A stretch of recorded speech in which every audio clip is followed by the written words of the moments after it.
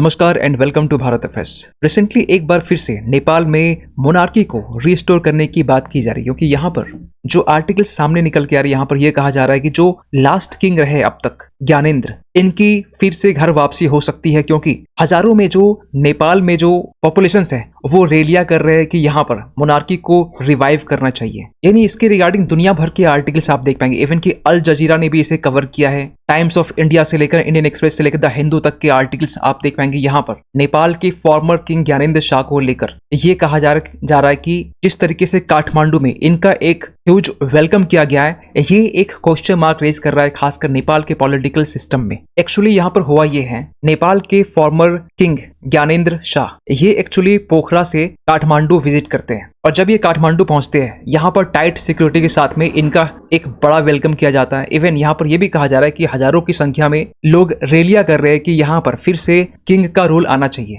Even कि यहाँ पर ये लोग ये भी डिमांड कर रहे हैं कि मोनार्की के साथ साथ जो हिंदुइज्म है ये भी एक स्टेट रिलीजन होना चाहिए, क्योंकि आज के टाइम में ना इंडिया के अलावा जो नेपाल है वहां पर मेजोरिटी ऑफ जो पॉपुलेशन है वो हिंदू पॉपुलेशन है। खैर, जब सपोर्टर्स लगभग 10,000 जो सपोर्टर्स है ये बेसिकली ब्लॉक कर देते हैं जो त्रिभुवन इंटरनेशनल एयरपोर्ट है वेस्टर्न नेपाल में वहां पर, और ये लोग बेसिकली चेंट कर रहे थे vacate the royal palace for the king, और ये लोग नारे लगा रहे थे कम बैक किंग, मतलब किंग को वापस लाओ, save the country and we want monarchy. Even कि नेपाल का जो काठमांडू पोस्ट है इस पर भी ये आर्टिकल पब्लिश कर रहा है कि जो मेन स्ट्रीम पार्टीज हैं ये भी स्ट्रगल कर सकता है कि किस तरीके से जो प्रो मोनार्की फोर्सेस है इसे रिस्पॉन्ड किया जाए। और यहाँ पर सबसे इंपॉर्टेंट रोल प्ले कर रहा है राष्ट्रीय प्रजातंत्र पार्टी। एक्चुअली आपको बता दें कि नेपाल का जो पार्लियामेंट है, मतलब जैसे इंडिया में लोकसभा है, राज्यसभा, उस तरीके से नेपाल में प्रतिनिधि सभा है जो कि 5 साल के टेनियर्स के लिए होता है। और इस हाउस के जो लीडर है वो फिलहाल केपी शर्मा ओली है, और यहाँ की प्रेसिडेंट प्राइम मिनिस्टर भी है। लेकिन जो प्रतिनिधि सभा है, टोटल अगर आप सीट देखें 275 सीट में से जो आज के टाइम में जो गवर्नमेंट चला रही है 182 सीट्स के साथ में, वहीं जो आरपीपी पार्टी की हम बात कर रहे हैं ये ऑपोजिशन पार्टी में बैठी होती है, और इसकी जो संख्या है वो 14 सीटें इनके पास में है। और ये शुरू से लेकर अब तक कहीं ना कहीं जो मोनार्की इसे सपोर्ट करती रही है। तो ये जो पार्टी है, छोटी पार्टी, ये राष्ट्रीय प्रजातंत्र पार्टी, इनका वेलकम करती है खासकर काठमांडू में। और एक चीज अगर आप नोटिस करेंगे, ये जो रिलीज है या फिर ये जो मोनार्की का जो डिमांड है ये पहली बार नहीं देखा गया है। 2008 से जब से नेपाल का संविधान बना है, जब से मोनार्की वहां से हटा है, रिपब्लिक जो गवर्नमेंट है वो आई है, तब से लेकर आज तक पिछले साल की हम बात करें यानी 2023 की बात करें, जब नेपाल में थाउजेंड्स ऑफ जो पॉपुलेशन वो रैली करते हैं नेपाल में और ये डिमांड करते हैं मोनार्की को रिस्टोर करने को लेकर। यानी पिछले साल की बात कर, ये अप्रैल की बात कर रहे हैं, जब नेपाल की जो पुलिस है ये टीयर गैस छोड़ती है।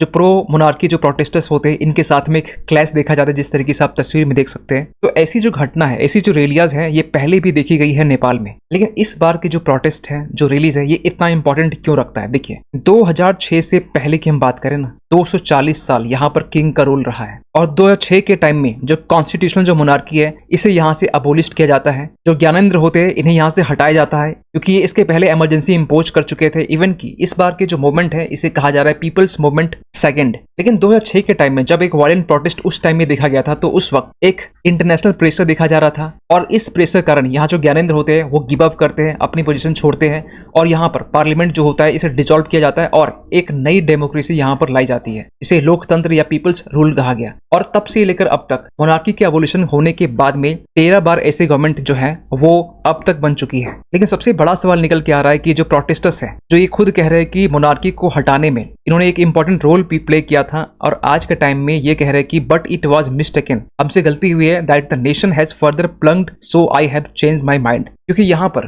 कुछ संख्या ऐसी भी है जो बेसिकली मोनार्की डिमांड कर रहे हैं। ये कह रहे हैं कि monarchy is the demand of time, क्योंकि there is an absence of guardian in the nation, और इस ऑर्डर को फुलफिल करने के लिए किंग जो है इसे मस्ट यहाँ पर लाने की जरूरत पड़ सकती है। और इसीलिए यहाँ पर जो प्रोटेस्टर्स है वो कहते हैं कि that's why we are here to receive and welcome our king. Even यहाँ पे ये भी कहते हैं कि जो पॉलिटिकल सिस्टम आज का नेपाल के टाइम में है ये बिल्कुल अच्छा नहीं है। यही नहीं, यहाँ पर यह भी कहा जा रहा है कि 2006 से लेकर अब तक, यानी कि जब से यहाँ पर संविधान बना है, जब से डेमोक्रेसी आई है, तब से लेकर अब तक जो पॉलिटिकल सिस्टम ये अच्छी नहीं रही है। यहाँ पर जो पॉलिटिकल पार्टीज है ये इन्वॉल्व होती है खासकर करप्शन में या फिर अदर स्कैंडल्स में, और ये जो पॉलिटिकल पार्टीज हैं ये अपने आप में ये कहते हैं कि ये किंग है, द सुपीरियर्स है। यानी यहाँ पर जो लीडर्स होते हैं, जो पॉलिटिकल पार्टीज, जो नेता होते हैं, जो हाई पोजीशन में होते हैं, चाहे सेंटर की बात करें चाहे लोकल लेवल्स की बात करें, ये अपने आप में एज ए किंग की तरह रोल कर रहे हैं, किंग की तरह रोल प्ले कर रहे हैं। इसीलिए यहाँ पर लोग लोग ये चाह रहे हैं कि अगर ये लोग किंग की तरह रोल प्ले कर रहे हैं तो यहाँ पर मोनार्की सिस्टम्स का आना ही इससे बेहतर है। और लोग यहाँ पर इसलिए ये क्लेम कर रहे हैं, जो प्रो मोनार्क जो प्रोटेस्टर्स है ये क्लेम कर रहे हैं कि द नेशन हैज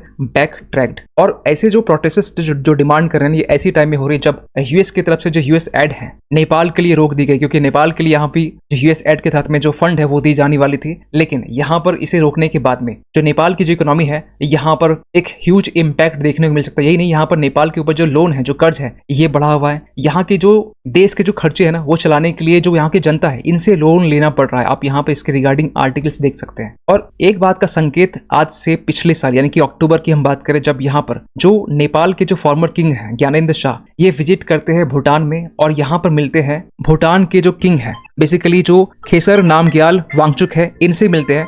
और यहाँ इनसे मिलने के बाद में बेसिकली एक इंडिकेशन देने की कोशिश की जा रही थी यहाँ पर किस तरीके से नेपाल में भी एक कॉन्स्टिट्यूशनल जो मोनार्की है वो लाई जा सके। लेकिन इन सबको लेकर ना आज के टाइम में जो नेपाल की जो सरकार है यानी कि जो केपी शर्मा ओली है ये कह रहे हैं कि यहाँ पर मोनार्की जो सिस्टम है वो लाना इम्पॉसिबल है। ये कह रहे हैं कि no way to return to monarchy in Nepal. जो इनके जो टॉप लीडर्स है इंक्लूडिंग जो पीएम ओली है ये भी इस बात को रिपीट कर रहे हैं। यानी यहाँ पर केपी शर्मा ओली ये भी कह रहे हैं कि जो फॉर्मर किंग रहे ज्ञानेंद्र शाह इन्हें एक चैलेंज दिया जा रहा है कि नेपाल में जो इलेक्शंस होते हैं, जो पोल्स होते हैं, इनमें कंटेस्ट करे, इसमें पार्टिसिपेट करे और यहाँ पर जिस तरीके से बाकी जो अदर पार्टीज फाइट कर रही है इस तरीके से यहाँ पर फाइट करे। लेकिन एक सबसे बड़ा सवाल निकल के आ रहा है, क्या ज्ञानेंद्र शाह क्या पावर में रिटर्न आ सकते हैं? देखिए, ज्ञानेंद्र शाह की तरफ से कोई भी फिलहाल कमेंट नहीं किया गया खासकर मोनार्की को रिटर्न को लेकर। लेकिन जिस तरीके से जो फॉर्मर किंग को लेकर जो सपोर्ट दिखाई जा रही है इसे देखने के बाद भी ये बेसिकली एक्सपर्ट ये कह रहे हैं कि यहाँ पर जो मोनार्की है ये रिटर्न आना काफी ज्यादा मुश्किल हो सकता है। क्योंकि इसके पीछे कारण ये बताया जा रहा है कि जो पार्टीज बेसिकली सपोर्ट करती है, आरपीपी जो पार्टी सपोर्ट करती है, इनके पास में ऑलरेडी सीटें 14 है, लेकिन यहाँ पर 275 सीट में से 50% प्लस 1 चाहिए। तो इनके पास में सफिशिएंट नंबर तो नहीं है और पोल्स में अगर ये फाइट करते इलेक्शन में तो इनके पास में वो सफिशिएंट नंबर नहीं आ सकता है। दूसरा यहाँ पर रीजन ये है, जब किंग का रूल था,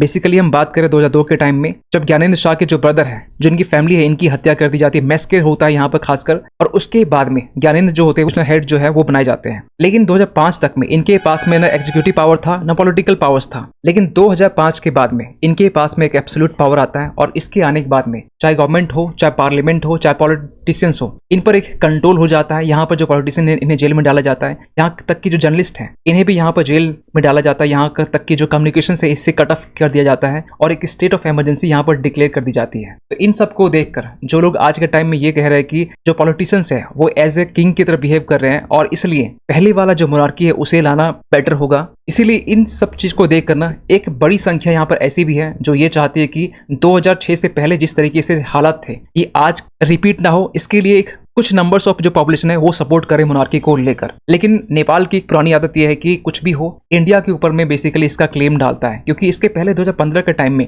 आपने ये चीज नोटिस किया होगा कि जब नेपाल में ब्लॉकेड लगाया जाता है तो इसका जो एलिगेशन है इंडिया के ऊपर लगाया जाता है। तो इस चीज को लेकर भी नेपाल जो आज के टाइम में जो पॉलिटिकल अनसर्टेनिटी है, जो लोन इसके ऊपर है, जो इकोनॉमिक डाउनफॉल देखा जा रहा है, इन सब का जो रिस्पॉन्सिबिलिटी है नेपाल जो है वो इंडिया के ऊपर इम्पोज करना चाहेगा। खैर, आप क्या सोचते हैं पूरे सब्जेक्ट को लेकर कमेंट कीजिएगा। और जाते जाते एक क्वेश्चन आप सभी के लिए, हाल ही में यहाँ पर जो टर्म है डाउटफुल वोटर या फिर डी वोटर ये यूज किया जा रहा था। बेसिकली आपको बताना ये है कि प्राइमरली किस स्टेट के लिए, किस नॉर्दर्न ईस्टर्न स्टेट के लिए इसे यूज किया जाता है। आपके सामने ऑप्शन है आसाम, मणिपुर, नागालैंड या फिर त्रिपुरा। सही आंसर कीजिए कमेंट सेक्शन पे। मिलते किसी अगली वीडियो में, तब तक के लिए थैंक यू सो मच।